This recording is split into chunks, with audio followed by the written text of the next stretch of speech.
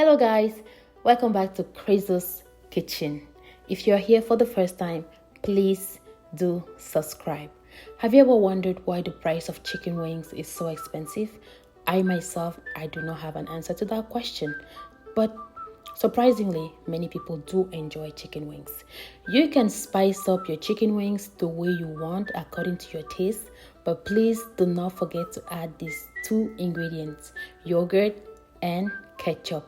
Trust me guys, it's just gonna take your chicken wings to the next level. And for this recipe, I went with butter, but you can choose oil. It's just according to your own preference. And also make sure that your fire is low or at a medium heat. Guys, these chicken wings was just something else. It was juicy, it was yummy, it was just everything packed together.